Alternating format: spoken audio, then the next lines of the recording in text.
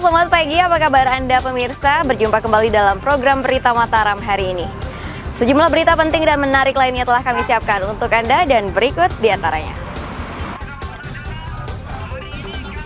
Tolak rancangan undang-undang penyiaran, puluhan jurnalis di Mataram geruduk kantor DPRD.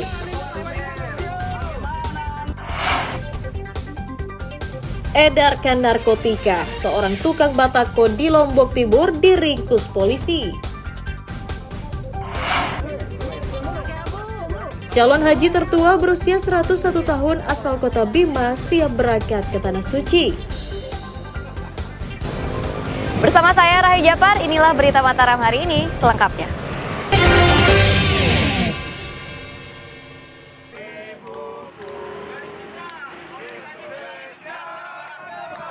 Puluhan wartawan media cetak dan elektronik dari perwakilan organisasi menggelar unjuk rasa ke kantor DPRD Nusa Tenggara Barat Selasa siang.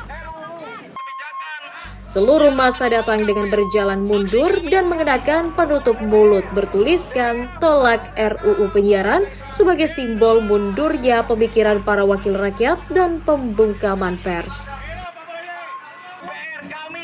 Dalam orasinya, massa menolak sejumlah pasal dalam rancangan undang-undang penyiaran yang akan mengekang kebebasan pers dalam berkarya.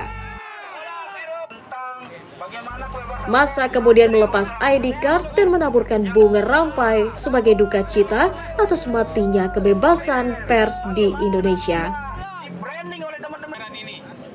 Peserta kemudian menyerahkan pernyataan sikap kepada perwakilan DPRD agar disampaikan ke pusat. Tolak RUU penyiaran yang mengekang kebebasan pers, apapun dalilnya. Kebebasan pers merupakan nyawa terwujudnya pers yang sehat dan bermartabat.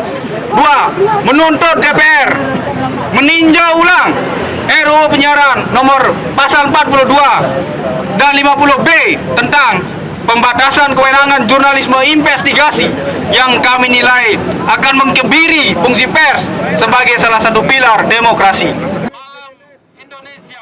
Massa meminta seluruh organisasi pers dan masyarakat menolak RUU penyiaran untuk menjaga kebebasan pers yang menjadi hak konstitusi dalam menjalankan peran sebagai pilar demokrasi bernegara.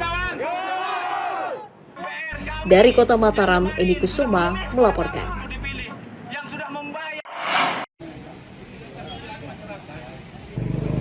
Puluhan warga desa Giur Tebel, Kecamatan Sukamulya, Kabupaten Lombok Timur menyegel kantor desa setempat Senin malam.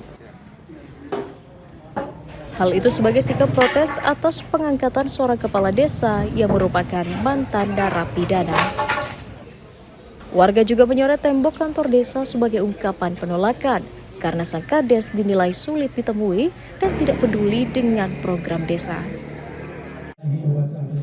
Polisi kemudian memediasi warga agar bertemu kepala desa dan mengklarifikasi tudingan dirinya pernah menjadi narapidana. Petugas juga membuka blokir kantor desa agar tidak menghalangi pelayanan masyarakat. Ternyata kepala desanya ini kalau dilihat dari masyarakat dengan tentuan saya tidak beres. Apalagi masalah ini yang besar, yang kecil aja nggak mau hadir dia. Apalagi sekarang masyarakat sudah muak, tidak mau. Kepala desa bohong karena ada bacaan di sana. Semua masyarakat ini, semua ini. Jadi saya bilang jangan begitu. Oh, enggak bisa sekarang Pak Haji. Dia sudah banyak salahnya katanya. Ini kepala desa sudah bekas narapidana. Masa kita buat kepala desa katanya. Masyarakat harus mundur. Pemda berjanji akan memediasi kades dengan warga bersama tokoh masyarakat agar ada solusi. Musyawarah desa, bukan musyawarah BP desanya. Nah, musyawarah desa itu kita harapkan nanti dari semua unsur BPD harus hadir, kemudian dari perangkat-perangkat desanya ke wilayahnya juga harus hadir yang 3 kekadusan itu, dan juga dari perwakilan masyarakat untuk kita tahu apa sih nanti kemauan daripada masyarakat tersebut. Sebelum diangkat, kepala desa bernama Mariun pernah terjerat kasus tindak pidana perdagangan orang dan telah menjalani masa hukumannya selama 3 tahun. Muhtadun melaporkan dari Kabupaten Lombok Timur.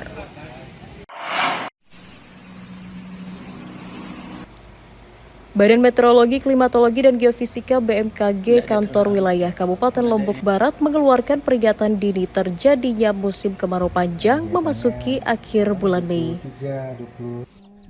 Meski mundur dari perkiraan, namun kemarau panjang tahun ini merata di 10 kabupaten kota yang dikhawatirkan berdampak pada kekeringan ekstrim. Kondisi ini disebabkan fenomena El Nino atau pemanasan suhu muka laut di atas kondisi normal yang menyebabkan berkurangnya curah hujan. Hal itu juga menyebabkan cuaca dingin hingga 21 derajat Celcius pada malam harinya. BMKG mencatat hari tanpa hujan diprediksi hingga bulan September mendatang. Jadi tanggal 10 yang lalu kita sudah terbitkan bahwa memang untuk wilayah NTB sudah masuk periode musim kemarau. Ya, untuk dengan indikasi bahwa curah hujan berkurang secara drastis sudah nggak ada gitu ya. Bisa dikatakan tidak ada hujan lagi. Terus kemudian hujan yang terbesar adalah di Mataram.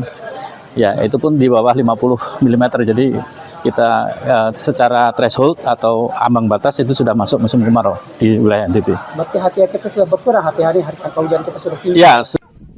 BMKG mengimbau warga mengantisipasi dampak kekeringan ekstrim dengan menghemat air dan mengatur pola tanam. Hairul Amri melaporkan dari Kabupaten Lombok Barat.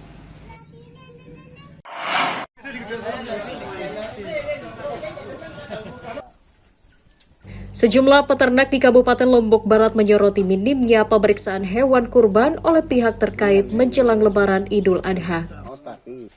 Hal itu membuat mereka khawatir hewan kurban miliknya sakit dan tidak bisa dijual. Agar tidak merugi, peternak harus mengeluarkan biaya sendiri untuk mengecek kesehatannya. Padahal Pemda sempat mengklaim memiliki puluhan ribu dosis vaksin dan berjanji akan memeriksa kesehatan hewan kurban menjelang Lebaran. Pesanan kita sudah banyak, tapi yang laku sudah banyak, yang ditinggal sudah banyak.